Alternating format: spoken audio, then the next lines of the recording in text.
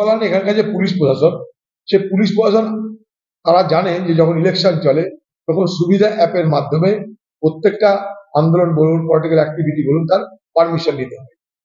কিন্তু এখানকার তৃণমূলের নেতারা তার পারমিশন গ্রাহ্য করে না, কারণ তারা জানে এখানকার পুলিশ তাদের কৃতদাস, তাই তারা মনে করলে চলে এলো। এটা তো এখন তো নির্বাচন কমিশনের আওতায়, আমরা স্বাভাবিকভাবেই সেই নির্বাচন কমিশনের আওতায় যেখানে সেখানে যা খুশি করা যায় না। এখানকার পুলিশ তাদের মদত করেছে, তাই তো এখানকার পুলিশের মাধ্যমে ভোট আমরা করাবো না। এ কথা তো বলছি যে এখানকার পুলিশের নেতৃত্বে কোনো ভোট হবে না। আবার বহরমপুরের মানুষকে বলছি, নিশ্চিন্তে নির্বিঘ্নে নির্ভয় ভোট দেবেন, তার ব্যবস্থা করবই করব। কোনো মস্তানি ভোটের দিন চলবে না।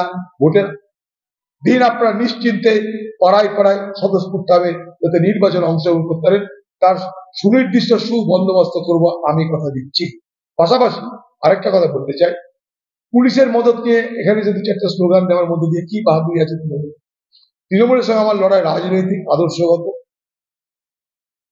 বঞ্চনার বিরুদ্ধে, মানুষকে ঠকানোর বিরুদ্ধে, চর্যাবৃত্তির বিরুদ্ধে, এ সরকারের যে তানাশাই স্বৈরাচারী, এ সরকারের মানসিকতার বিরুদ্ধে এই লড়াই চলছে, চলবে। কে এলো কে গেল, কথাই বলে না যে হাতি চলে বাজার তো কুত্তা ভুকে হাজার, কেউ আসতেই পারে।